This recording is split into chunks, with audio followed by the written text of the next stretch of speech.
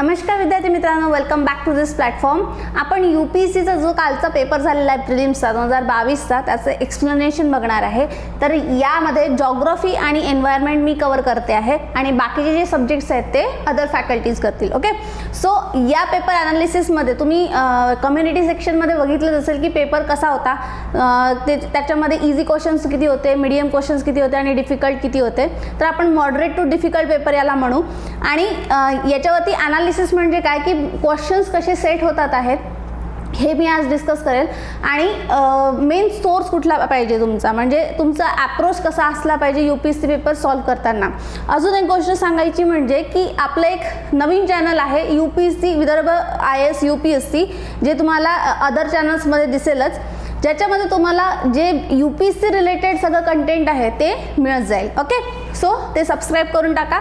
So geography आणि एन्व्हायरमेंटचं आपण discussion सुरू करू. पहिला क्वेश्चन होता that will be the nitrous oxide, related to the nitrous oxide. आता त्यांनी काय विचारलं आहे, among the following crops which one of the most important अँथ्रोपोजेनिकचा मिनिंग काय असतो, मॅनमेड, म्हणजे मानवाच्या द्वारे जे सोर्सेस आहेत किंवा स्त्रोत आहेत ते कुठलं आहे याच्यापैकी. ओके, आणि काय दिलेलं आहे त्यांनी, क्रॉप दिलेला आहे. कशाचा, त्यांनी काय गॅस विचारलेले आहेत, मिथेन एक आहे आणि दुसरा म्हणजे नायट्रस ऑक्साईड. ओके, आता हे जो मिथेन आहे, मिथेनवरूनच कळतं आपल्याला की हा गॅस जो आहे मिथेन तो जनरल तुमच्या जर साधा स्टडी असेल किंवा NCERT वाचले असतील तुम्ही, तर तुम्हाला कळून जाईल की मिथेन हा सगळ्यात जास्त कुठून निघतो, तर राईस किंवा आपण म्हणतो त्याला पॅडी फील्ड्स. बरोबर, याच्यावरती जर कन्फ्यूज होऊ शकता तुम्ही नायट्रस ऑक्साईडवरती, पण मिथेन हा सगळ्यात जास्त, याच्यातनं कॉटन आहे, शुगर केन आहे, व्हीट आहे, तर आपण by logic also you can nullify it. Okay, but राईसमधनं मिथेन कसा निघतो, तर तुम्हाला माहीत असेल राईस ग्रो करताना तिथे भरपूर पाणी, वर्षभर पाणी साचलेलं असतं. तर पाणी साचल्यामुळे काय होतं, तिथे अनएरोबिक बॅक्टेरियाज ग्रो होत असतात आणि अनएरोबिक बॅक्टेरियाजमुळे काय होतं आहे की मिथॅनोजेनोसिस प्रक्रिया ही ते करतात.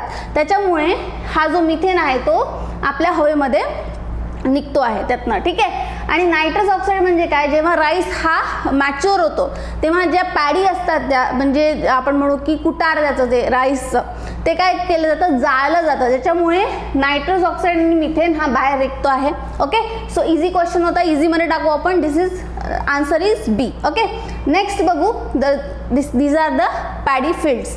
Okay, next system of rice intensification. आता हा करंट अफेअर्समध्ये होता. जो राईस इंटेन्सिफिकेशन टेक्निक आहे ज्याच्या थ्रू आपल्याला काय होत आहे की अल्टरनेट वेटिंग आणि drawing of rice fields is practised, म्हणजे कमी पाणी पण यूज होत आहे आणि जो ड्रायनेस आणि वेटनेस आहे तो चेंज केला जातो. ही नवीन टेक्निक आहे रिलेटेड टू द ॲग्रिकल्चर, आपण टाकू याला. ठीक आहे, हा ॲग्रिकल्चरशी रिलेटेड क्वेश्चन होता आणि करंट अफेअर्स रिलेटेड होता. ओके, आणि राईस इंटेन्सिफिकेशन म्हणजे काय की रिड्यूस सीड रिक्वायरमेंट, याच्यामध्ये जे पॉझिटिव्ह पॉईंट्स आहेत ते सगळे गृहीत धरायचे आहेत आपल्याला. बघा, राईस सीड रिक्वायरमेंट ही कमी होते आहे. सीडमध्ये जर तुम्हाला वाटेल की आपण तर राईसमध्ये सॅपलिंग्स यूज करतो, जेव्हा त्याचं जे ती पेरणी केली जाते तेव्हा सॅपलिंग्स हे यूज होतात, तर हे थोडं ॲम्बिग्युअस वाटू शकतं. बघा, रिड्यूस मिथेन प्रोडक्शन, ऑब्व्हियसली आत्ताच पाहिलं आपण, जर राईस जे आहे जर पाणी खूप कमी आपण ठेवलं तिथे तर काय होईल की मिथेन प्रोडक्शन हे कमी होईल. ओके, म्हणजेच मिथॅनोजेनेसिस प्रक्रिया ही कमी होईल. Then reduce electricity consumption also, कारण वेटिंगमुळे किंवा जे पाणी आपण टाकतोय ते कशाच्या मदतीने टाकतोय, with the help of electricity. बरोबर, म्हणून इलेक्ट्रिसिटी कन्झम्पशन पण हे कमी होईल. म्हणून याचं उत्तर जे आहे ते 1, 2, 3 आहे. ओके, याच्यामुळे सीड रिक्वायरमेंट सुद्धा कमी होते आहे. ठीक आहे, हा करंट अफेअर्सचा प्रश्न होता. पुढे जाऊ.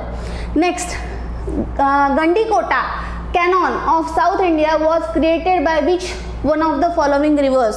ओके, तर ही काय आहे, याला काय म्हणतात, ग्रँड कॅनॉन ऑफ इंडिया. याला काय म्हणतात, Grand Canyon of India. Gandikota ही जी दिसते that is this Gandikota canyon. ही कुठे आहे, तर पेन्ना रिव्हरवरती आहे. पुढे दिसते आहे पेन्ना रिव्हरवरती. आता तुम्ही म्हणाल की मॅडम हा क्वेश्चन कसा काय, म्हणजे हे एवढं तर माहिती नसतं की गंडीकोटा कॅनॉन कुठे असेल ऑफ साऊथ इंडिया वगैरे. So it is what, it is the grand Canyon of India. असं हे काय आहे, याचं स्पेसिफिकेशन आहे, म्हणजे आपण म्हणू त्याला लँडमार्क आहे. जर एखादं स्पेसिफिक काहीतरी घडत असेल इंडियामध्ये आणि ते न्यूजमध्ये असू शकतं कदाचित, किंवा काहीतरी स्पेसिफिक आहे related to the geography, so you have to remember it. Okay, so it is Penna river. ठीक आहे, पुढे जाऊ. Next, consider the following pairs. Pairs विचारलेले आहेत, पीक दिलेले आहेत आणि इकडे माउंटन्स दिलेले आहेत. ही जी जोडालावा आहे ती मी आपण म्हणू की इझीमध्ये टाकू. तर बघा, नामच्या बरवा, नंदा देवी आणि नोकरेक विचारलेला आहे. आता तुम्ही एन्व्हायरमेंटचा अभ्यास केला असाल किंवा जॉग्राफीचा अभ्यास करत असाल तर नोकरेक जो नॅशनल पार्क आहे तो कुठे दिसतोय आपल्याला? आसाममध्ये आहे, बरोबर. हा आसाममध्ये दिसतो आहे. आणि यांनी काय दिलेलं आहे? Sikkim Himalaya. So it is not possible. Cancel केलं म्हणजे थर्ड जे आहे ते आपण कॅन्सल करू जर एलिमिनेशन टेक्निक यूज केली तर. 1 and 2 किंवा 2 ओनली राहतोय. आता नामच्या बरवा जो आहे, नामच्या बरवा इज इन गडवाल हिमालया असं दिलं आहे त्यांनी. आणि नंदादेवी जो आहे that is in Kumaon. So it is correct. Nandadevi जी आहे that is in Kumaon hills. And Namcha Barwa जो आहे that is in Sikkim Himalaya. Okay, आपण म्हणू की नॉर्थ ईस्ट साईडला आहे नामच्या बरवा. ठीक आहे, सो मी तुम्हाला ही पण आणलेली डायग्राम बघा. आता हा जो आहे हा नंगा पर्वत दिसतोय. जसं आपण म्हणतो की हिमालयाचा स्ट्रेच हा कुठून कुठपर्यंत आहे? नंगा पर्वत टू नामच्या बरवा, बरोबर. हे NCERT मध्ये पण दिलेलं आहे आपल्याला. सो हा स्ट्रेच जो आहे हिमालयाचा तो तुम्हाला माहिती पाहिजे. हिमालयाचं क्लासिफिकेशन तुम्हाला माहिती पाहिजे. हिमालयाचं रिजनल क्लासिफिकेशन आणि फिजिकल क्लासिफिकेशन बद्दल मी बोलते. ओके, फिजिकल वेगळं आहे, रिजनल वेगळं आहे. ओके, आता हा कुमाऊ जो सांगितला आहे दॅट इज रिजनल आपण म्हणू. तर हा कुमाऊ जो आहे दॅट इज हिअर. आणि नंगा पर्वत म्हणजे इथून जो सुरू होतोय. आणि नामच्या बरवा जो विचारलेला आहे दॅट इज हिअर. आणि सिक्कीम कुठे आपला? इथे. सो येईल का? बरोबर नाही. सो हा जो विचारलेला आहे की नामच्या बरवा हा तर गडवालमध्ये टाकलेला आहे त्यांनी. So it is wrong. आणि नंदादेवी कुठे दिसतोय? तर कुमाऊमध्ये आहे. So only 2 is correct. Okay, so हा NCERT मधून सुटतो तुमचा क्वेश्चन. इझीमध्ये टाकू आपण. Next, the term Levant often heard in news roughly corresponds to which of the following regions? आता तुम्हाला माहिती पाहिजे जर तुम्ही पेपर अनालिसिस केले असेल UPSCचे. सो हा जो पोर्शन आहे सिरिया, जॉर्डन किंवा गोलन हाईट्स हे सगळे विचारलेले प्रश्न आहेत. आणि हा रिजन जो आहे eastern Mediterranean region is very much favourite of UPSC. ठीक आहे, सो हे जे आहे हा जो पोर्शन आहे म्हणजेच कुठला? हा जो मेडिटेरियन सी दिसतोय आपल्याला त्याचा ईस्टर्न पोर्शन याला काय म्हणतात? लिवंट म्हणतात. ठीक आहे, याला काय म्हणतात? लिवंट म्हणतात. आणि जनरली इथे काही ना काही आपल्याला ओव्हर द इयर म्हणजे तुम्हाला जर करंट अफेअर्स करायचं असेल तर मग आपण काय करतो की मागच्या वर्षीपासून म्हणजे जूनपासनं किंवा मेपासनं या मेपर्यंत आपण करंट अफेअर्स करत असतो. कधी कधी 1.5 वर्षाचं सुद्धा विचारतात ते. तर मग माहिती पाहिजे की या रिजनमध्ये काही ना काहीतरी घडत असतं. आणि जर तुम्ही लॉजिकली जर म्हटलं तर बघा इथे काय दिलेलं आहे? Region along the eastern Mediterranean shores, बरोबर. आणि अजून एक आहे entire coastal Mediterranean sea of areas. Okay, so Levant is what? Levant is eastern side of the Mediterranean. Okay, जो सगळ्यात जास्त न्यूजमध्ये असतो. Okay, so answer is A, region along the eastern Mediterranean region that is called as Levant. Okay, पुढे जाऊ. Next, consider the following countries borders of Afghanistan. Okay, हा तर आपल्याला करावाच लागतो की जे जनरली जो वर्ल्डचा जॉग्राफी आहे ती काय विचारतात ते प्लेसेस इन न्यूज जे त्यांनी विचारलेले आहेत. जे तुमचे करंट अफेअर्समध्ये जे प्लेसेस होते ते करंट अफेअर्सच्या मॅम कवर करतील. आणि जे बेसिक जॉग्राफी विचारलेलं आहे ते मी कवर केलेलं आहे की अफगाणिस्तानच्या बॉर्डर्सवरती कुठले कुठले देश आहेत यापैकी. तर हे तुमचा NCERT मधून किंवा बेसिक स्टडीमधून कवर होतो. ओके, तर याचा आन्सर काय आहे बघा. अझरबैजान हा तर खूप दूर जातो. कॅस्पियनच्या बाजूला अझरबैजान आपल्याला दिसतो आहे. किर्गिस्तान हा नाही आहे. ताजिकिस्तान, उझबेकिस्तान आणि तुर्कमेनिस्तान हे जे आहेत हे आपल्याला आपल्या अफगाणिस्तानच्या बाजूला दिसतात आहेत. बघा अफगाणिस्तान इथे आहे, त्याच्या बाजूला तुर्कमेनिस्तान दिसतो. इकडे इराण आहे, पाकिस्तान, ताजिकिस्तान, उझबेकिस्तान जो स्मॉल पोर्शन लागलेला आहे आणि तुर्कमेनिस्तान जो आपण बघितला. सो इतके जे देश आहेत ते आपल्या अफगाणिस्तानला म्हणजे आपण बॉर्डर्सला आहेत म्हणू. ओके. आणि हा जो देश आहे दिस इज किर्गिस्तान. ओके. किर्गिस्तान आहे का तर नाही, किर्गिस्तान आपल्याला दिसत नाही आहे. आणि अझरबैजान जो आहे दॅट इज हिअर, हा जो आहे Azerbaijan it is west to Caspian sea. तर हे माहिती पाहिजे, हा भरपूर इकडे आहे. Okay. So answer is only 3, 4, 5 C. Okay. पुढे जाऊ. Next, with reference to India consider the following statements. Monazite सँडबद्दल विचारलेलं आहे, जे NCERT मध्ये थोडंफार रेफरन्स आलेला आहे मोनोझाईटचा. मी दाखवते तुम्हाला. This is from NCERT. जी NCERT आहे इकॉनॉमी जॉग्रफी, ज्याच्यामध्ये त्यांनी थोडंफार दिलेलं आहे बघा. Kerala has deposits of monazite and thorium. Okay. And bauxite clay. So एवढंच त्यांनी NCERT मध्ये दिलेलं आहे. जो बाकीचा पोर्शन आहे that is from the PIB, जे की अत्यंत महत्त्वाचं आहे तुम्हाला वाईल प्रिपेरिंग UPSC. तुम्हाला PIB मराठीमध्ये सुद्धा ॲप्स आहेत जे तुम्ही रीड करू शकता मराठीमध्ये, आणि इंग्लिशमध्ये PIB तर आहेच. Okay. So PIB is very much essential for UPSC preparation. So PIB वाचताना काय इम्पॉर्टंट आहे, फॉर एक्झाम्पल एखाद्या स्कीम आलेली असेल, एखादा रिपोर्ट आहे जो डिस्कस केला जातो आहे, प्रधानमंत्री जे आहेत आपले त्यांचे काही स्पीचेस असतील ज्याच्यामध्ये त्यांनी एखाद्याचा उल्लेख केला असेल किंवा एखादा इव्हेंट त्यांनी केला असेल ते तिथे येईल. जसं की रामानुजवरती प्रश्न होता, बरोबर. पुढे जर काही एखाद्या आपल्या म्हणू की मिनिस्ट्रीनी एखादा इव्हेंट केलेला आहे किंवा त्यांचे मिनिस्ट्रीजचे इयरली रिपोर्ट असतात, हे सगळं PIB मधून तुम्हाला करावं लागतं. ओके. सो हा पण प्रश्न PIB मधनं होता. सो इथे तुम्हाला दिसत नसेल तर मी थोडं झूम करते. बघा प्रश्न काय आहे की थोरियम डिपॉझिट्स हे ऑल ओव्हर द इंडिया सापडतात का बाबा, हे त्यांनी विचारलं होतं. ठीक आहे. आणि ते रेअर अर्थ मटेरियल असतं का त्यामध्ये. सो इथे दिले आहे त्यांनी बघा, जे थोरियम कंटेंट आहेत, सॉरी आपला मोनोझाईट आहे, monazite in general contains about 55 to 60% of rare earth oxides. Okay. First statement त्यांनी ते दिलेलं आहे. दुसरं आहे की कुठे कुठे सापडतो, ऑल ओव्हर इंडिया सापडतो का मोनोझाईट तर नाही. कुठे सापडतो आहे ओडिसा, जो आपण पाहिला की NCERT मध्ये बेसिक आपल्याला माहिती आहे की केरलामध्ये असतो मोनोझाईट, बरोबर. पण बाकीच्या राज्यांमध्ये पण यांनी शो केलेला आहे, जो की ओडिसामध्ये 2.41 आहे मिलियन टन्समध्ये त्यांनी दिलेला आहे. आंध्र प्रदेश, तामिळनाडू, केरला, वेस्ट बेंगॉल, झारखंड एवढ्याच आपल्या राज्यांमध्ये आपल्याला मोनोझाईट दिसतो आहे. क्लिअर. आणि अजून काय आहे पुढे, monazite is a mineral mainly containing of rare earth and thorium. Okay. हे माहिती पाहिजे आपल्याला. ठीक आहे. काय आहे मोनोझाईट, काय आहे, एक सँड आहे किंवा एक मिनरल आहे ज्याच्यामधून आपलं रेअर अर्थ मटेरियल मिळतं आणि थोरियम मिळतं आहे त्याच्यातनं. ठीक आहे. सो पुढे जाऊ आपण. आता क्वेश्चन बघू. क्वेश्चन बघा काय विचारलं आहे. Monazite is a source of rare earth. Yes, आताच पाहिलं आपण. मोनोझाईट कंटेन्स थोरियम, बरोबर. मोनोझाईट कंटेन्स थोरियम, येस, आताच पाहिलं. Monazite occurs naturally in the entire Indian coastal sands in India. So no, extreme statement आहे.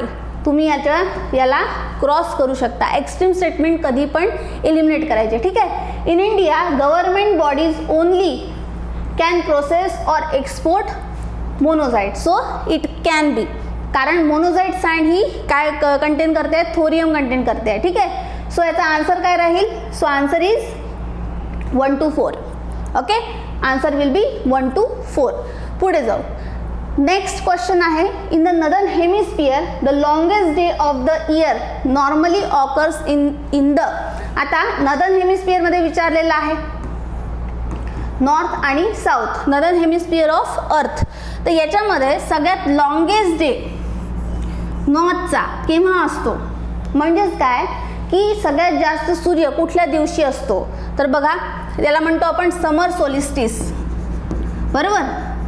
2 प्रकारचे सोलिस्टिस असतात, समर सोलिस्टिस अँड विंटर सोलिस्टिस. बघू आपण. हा NCERT मधून आलेला प्रश्न आहे डिरेक्टली. बघा हा इक्वेटरवरती 21 मार्चला सूर्य असतो स्ट्रेट, ठीक आहे. इथे केव्हा असतो आपल्या या साईडला आहे, म्हणजेच काय की नॉर्थला जास्त पडतात आहेत त्याची किरणं, म्हणजेच 21 जूनला आपल्याला समर सोलिस्टिस दिसतोय इन नॉर्थ आणि 21 डिसेंबर किंवा 22 डिसेंबरला विंटर सोलिस्टिस दिसतोय इन आपल्या सदर्न हेमिस्फिअरमध्ये, बरोबर. आता आपला इंडिया कुठे आहे तर नॉर्थला आहे, नॉर्दर्न हेमिस्फिअरमध्ये आहे. तर तसंही लॉजिक तुम्ही लावू शकता की सगळ्यात मोठा दिवस हा केव्हा असतो 21 जूनला असतो in northern hemisphere. Okay, so NCERT मधनं तुमचा हा क्वेश्चन सॉल्व्ह होऊन जाईल. इक्विनॉक्स सुद्धा एक आयडिया दिलेली आहे त्यांनी. इक्विनॉक्स हा 21 मार्चला असतो आणि इथे इक्विनॉक्स म्हणजे काय equal day and night. Okay, जेव्हा इक्वल डे आणि इक्वल नाईट असते, 12 तासाची रात्र 12 तासाचा दिवस, तेव्हा आपल्याला इक्विनॉक्स त्याला आपण म्हणतो. केव्हा केव्हा होतो आहे तो स्प्रिंगमध्ये किंवा ऑटममध्ये 23 सप्टेंबरला असतो आणि इथे 21 मार्चला असतो, ठीक आहे. सर ही डायग्राम तुम्हाला पाठ पाहिजे, ही बेसिक डायग्राम आहे फ्रॉम NCERT. सो त्याचा आन्सर काय राहील तर यांनी काय विचारलं, डेट्स विचारलेलं नाही आहे, त्यांनी काय विचारलेलं आहे थोडं फिरून विचारलं आहे. First half of the month of June, second half of the month of June, first half of the month of July. जुलै तर आपण वाचलं असतं कधी, ठीक आहे, सोलिस्टिसमध्ये, तर याच्यामध्ये कन्फ्यूज होऊ शकतं. So answer is what, second half of the month of जून, कारण काय आहे 21 जून, बरोबर. म्हणून काय राहील, that is second half of the month of June. Clear, पुढे जाऊ. Next, consider the following pairs, wetlands, लेक्स आणि तुमचे लोकेशन. मी तुमचे सगळे वेटलँड्सकडून कव्हर करून घेतले होते. होकेरा जो आहे, होकेरा कुठे दिसतोय, यांनी पंजाब दिलेला आहे, सो रॉंग आहे. होकेरा कुठे आहे, that is in Jammu and Kashmir, बरोबर, जम्मू अँड काश्मीर. आणि हा जो वेटलँड किंवा लेक दिलेले आहेत हे रामसर साईट्स तुम्हाला माहीत असतील की न्यूजमध्ये होते, बरोबर. सो टोटल रामसर साईट्स पण आपण कव्हर केले होते. तर होकेरा वेटलँड जे आहे that is in Jammu and Kashmir, not in Punjab. So हे नवीन पॅटर्न या वेळेला UPSC आणलेला आहे. How many pairs given above are correctly match, only 1 pair, only 2 pair, only 3 pairs and all 4 pairs. So तुम्हाला सगळ्याच्या सगळ्या पेअर्स माहिती पाहिजे. ओके, रेणुका वेटलँड जी सगळ्यात छोटी रामसर साईट आहे ती कुठे आहे, हिमाचल प्रदेश, सो करेक्ट आहे. रुद्रसागर लेक त्रिपुरामध्ये आहे, करेक्ट आहे. Sasthamkotta that is not in Tamil Nadu. Okay, तमिळनाडूमध्ये ओनली 1 रामसर साईट आहे, that is Point Calimere. Okay, Sasthamkotta कुठे दिसते आपल्याला, केरला, बरोबर. So it is wrong. So याचा आन्सर काय राहील, only 2 pairs are correct. Clear. So mapping is very must. तर आपण नेक्स्ट प्रश्न बघू. If a major solar flares reaches the earth, which of the following are the possible effects of the earth. ठीक आहे, तर कुठले आहे ऑप्शन्स त्यांनी 7 दिलेले आहेत. तर बघा, GPS व नेव्हिगेशन सिस्टम कुड फेल. आता हा क्वेश्चन सोलर फ्लेअर्सबद्दल आपण जनरली आपल्या NCERT मध्ये वाचलेलं असतं, बरोबर. पण सोलर फ्लेअर्स हा जो टॉपिक होता तो आपल्या करंट अफेअर्समध्ये आलेला आहे, ठीक आहे. जो एप्रिलचा करंट अफेअर आहे, एप्रिल 2022, ठीक आहे, याच्यामध्ये हिंदूमध्ये याच्यावरती जे हिंदू बिझनेस लाईन असते त्याच्यामध्ये याच्यावरती आलेलं होतं, ठीक आहे, याच्यावरती न्यूज होती. सो म्हणून हा प्रश्न कदाचित आलेला असेल, ठीक आहे. आणि त्यांनी पण हे दिलेलं होतं की what could be the effects, त्या पेपरमध्ये असं डिस्कस केलं गेलं होतं. So if major solar storm, जर सोलर स्टॉर्म आला तर आपल्या अर्थवरती काय काय पॉसिबल इफेक्ट्स होतील हे त्यांनी विचारलेलं आहे. आता सगळ्यात पहिले तुम्हाला माहिती पाहिजे व्हॉट इज सोलर स्टॉर्म, ठीक आहे. आता सनवरून काय होतात आहे, फोटॉन्स निघतात आहेत किंवा लाईट एनर्जी बाहेर निघते आहे. तर ही एनर्जी कधी काही खूप जास्त निघायला लागते, त्याला आपण काय म्हणतोय, सोलर स्टॉर्म. ओके, म्हणजेच काय, it is a stream of photons. काय असते, सोलर फ्लेअर म्हणजे काय आहे, it is a stream of photons और charge particles from sun. Clear. आता याच्यामध्ये काय म्हटलं आहे, GPS and navigation system could fail. So yes, because of the solar flare जी GPS सिस्टम चालते आपली ती हॅम्पर होऊ शकते. सुनामीज हे येईल का, सुनामीज कुड ऑकर ॲट इक्वेटोरियल रिजन्स, शक्य आहे का सुनामीज सोलर फ्लेअरमधून मुळे डिस्टर्ब होतील किंवा सुनामीज येतील. सो नाही, कारण सुनामीज कशामुळे येतात आहेत, बिकॉज ऑफ द अर्थक्वेक, बरोबर. आपण वाचलेलं असतं की सुनामीज हे कशामुळे जनरेट होतात आहेत किंवा ज्या उंच लाटा येतात आहेत त्या कशामुळे येतात, because of the earthquakes. So आपण हे कॅन्सल करू.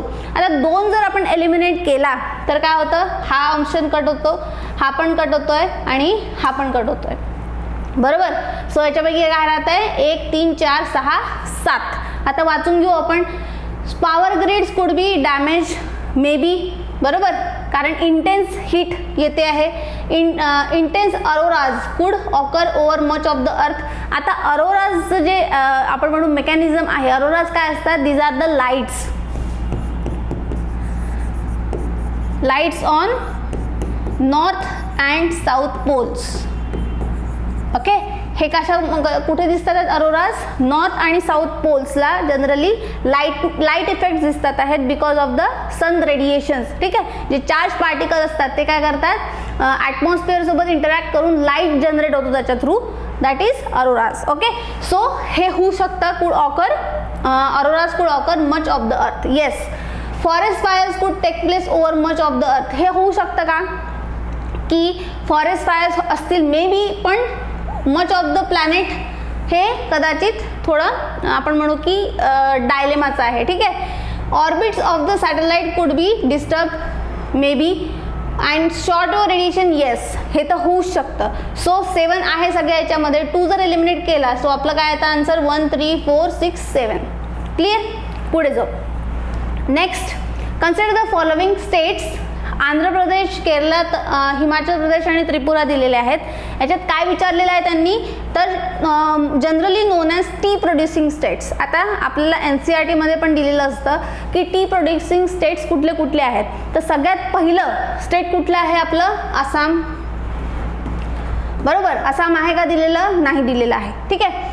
आता जर आपण पाहिलं Kerala is famous for coffee production, but tea producing states त्यांनी विचारले, generally known as tea producing states. So it can be केरलामध्ये टी प्रोडक्शन होतं. ठीक आहे. हिमाचल प्रदेश, येस, हिमाचल प्रदेशमध्ये पण टी प्रोडक्शन होतं. देन त्रिपुरामध्ये सुद्धा टी प्रोडक्शन होतं.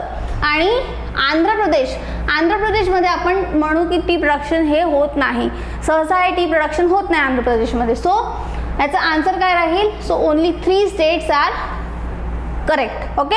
आंध्र प्रदेशमध्ये जे आहे की खूप कमी पर्जन्य होत असतं जनरली इन मॉन्सून, आणि आपल्या टीला चांगलं आपल्याला रेन पाहिजे असते किंवा पर्जन्य हे चांगलं पाहिजे असतं, म्हणून आंध्र प्रदेश आपण एलिमिनेट करू. ठीक आहे. काही याच्यात आंध्र प्रदेश इन्क्ल्यूड केला गेलेला आहे. सो UPSC काय आन्सर देते आपण बघू. ठीक आहे. पुढे जाऊ.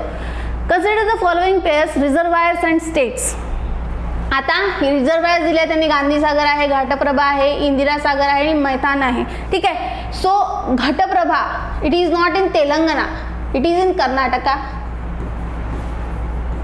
बरोबर, कर्नाटकामध्ये जी घटप्रभा रिव्हर आहे त्याच्याच वरती घटप्रभा रिझर्वायर आहे. सो याचा आन्सर हे चुकीचं, हे जी पेअर दिलेली आहे त्यांनी ती चुकीची आहे. दुसरी Gandhisagar Madhya Pradesh, yes, Gandhisagar is on Chambal river. ठीक आहे. गांधीसागर कुठे आहे, मध्य प्रदेशमध्ये आहे. So it is correct. Indira Sagar is in Andhra Pradesh, no, it is on the Narmada river. ठीक आहे. And also it is in Madhya Pradesh. So it is wrong.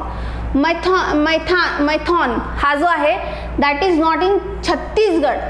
ठीक आहे, हा छत्तीसगडमध्ये नाही आहे. सो याचं जे आन्सर आहे ते काय राहील, only one pair is correct.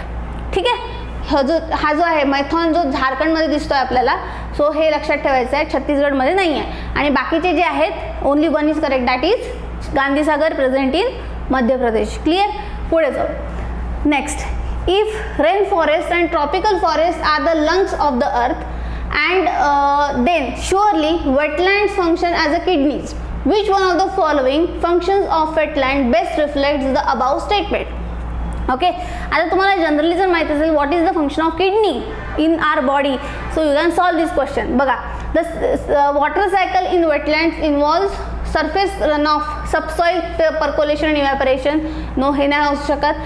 Algae from the nutrient base upon which fish, crustaceans and molluscs हे किडनी असल्याचं रिफ्लेक्ट करतं का स्टेटमेंट, तर नाही. Wetlands play vital role in maintaining sedimentation balance. And soil stabilisation. Okay, हे तुम्ही म्हणू शकता की मे बी असू शकतं. पण चौथं बघा, aquatic plants absorb heavy metals and excess nutrients. Okay, आता इथे this will be more proper answer. Okay, कारण ॲक्वॅटिक प्लांट्स इन वेटलँड्स असं म्हणू शकतो. पण यांनी काय दिलं आहे, wetlands play vital role in maintaining sedimentation, balance and soil stabilisation. So मी सी ऑर डी याच्यापैकी जाईल. ठीक आहे, सो मोस्ट जे UPSC डिसाईड करेल आपण ते बघू की सी ऑर डी पैकी याचं आन्सर असू शकतं. ठीक आहे, most of the answer kidney D हे आन्सर दिलेलं आहे. ओके, कारण किडनीचं फंक्शन काय असतं, मेन टू ॲब्झॉर्ब द आपण म्हणू की excess material from the body. So त्याच्यावरून जर लॉजिक लावलं तर D may be the proper answer. Okay, पुढे जाऊ. Which of the following are nitrogen fixing plants. आता याच्यामध्ये तुम्ही लॉजिकली जरी सुद्धा गेले तरी तुमचा जो क्वेश्चन आहे तो सॉल्व्ह होतो. बघा, आता यांनी 6 काय दिलं आहे, स्पिनॅच, आपला पालक. आता पालक हा जो आहे तुम्हाला माहिती असेल, पालक is not nitrogen fixing plant. So जर तुम्ही 6 एलिमिनेट केला तर याच्यामध्ये 6 आहे, याच्यामध्ये 6 आहे आणि याच्यामध्ये 6 आहे. सो तिन्ही एलिमिनेट होतात. Answer is 1, 3, 4. ओके, आणि जर बाय नॉलेज गेले तर आपल्या बुक्समध्ये दिलेलं असतं नायट्रोजन फिक्सिंग प्लांट्स कुठले कुठले आहेत. तर पहिलं आहे अल्फा अल्फा, जे सिम्बायोटिक रिलेशनशिप मेंटेन करतात आहेत. दुसरं म्हणजे चिकपी, बरोबर, आणि तिसरं म्हणजे काय आहे, क्लोवर. ओके, क्लोवर म्हणजे काय, आपली लवंग. सो हे 3 जे हे आहेत आपले प्लांट्स आहेत, that is nitrogen fixing plants. Okay, आणि जर तुम्ही एलिमिनेशन टेक्निकनी गेले by simple logic, spinach is not a nitrogen fixing plant. So 6 eliminate केल्यानंतर आपलं उत्तर डिरेक्ट येऊन जातं. ओके, पुढे जाऊ. Which one of the following has been constituted under the environment protection act 1986. आता हा स्टॅटिस्टिकमधून प्रश्न आहे. 1986 ॲक्ट जो आहे, एन्व्हायरमेंट प्रोटेक्शन ॲक्ट, जो आपल्याला अभ्यासायला असतो इन एन्व्हायरमेंट, त्याच्यामध्ये जी बॉडी त्यांनी कॉन्स्टिट्यूट केली according to this act, that is central ground water authority. Okay, याच्या अंतर्गत म्हणजे या ॲक्टच्या अंतर्गत ही बॉडी कॉन्स्टिट्यूट केल्या गेली होती. म्हणून आन्सर काय आहे याचं, सेंट्रल ग्राउंड वॉटर अथॉरिटी. ठीक आहे, ही न्यूजमध्ये होती म्हणून विचारला गेलेली आहे. Okay, next, consider the following. Carbon monoxide, nitrogen oxide, ozone आणि sulphur dioxide. Excess of which of the above environment or is cause of acid rain.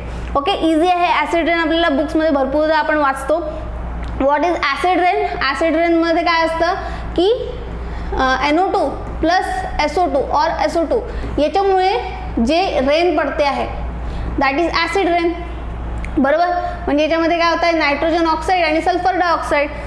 Nitrogen oxides म्हणजेच कोणते, NOx, जे पण प्रकारचे नायट्रोजन ऑक्साईड्स असतील वातावरणामध्ये, किंवा सल्फर डायऑक्साईड यांच्यामुळे जे ॲड होत असतील जर पाण्यामध्ये त्या रेनमध्ये, तर त्याला काय म्हणतो आपण, ॲसिड रेन. सो याच्यापैकी आन्सर काय आहे, 2 and 4 ओनली. इझी होता हा प्रश्न. ओके, तर हे जे प्रश्न होते हे सगळे that were from geography and environment. Okay, ते बाकीचे जे सेशन आहेत ते आपलं तुम्हाला खाली मी लिंक देते आहे दुसऱ्या चॅनलची, त्याच्यावरती सुद्धा मिळून जातील. Till then stay connected and thank you.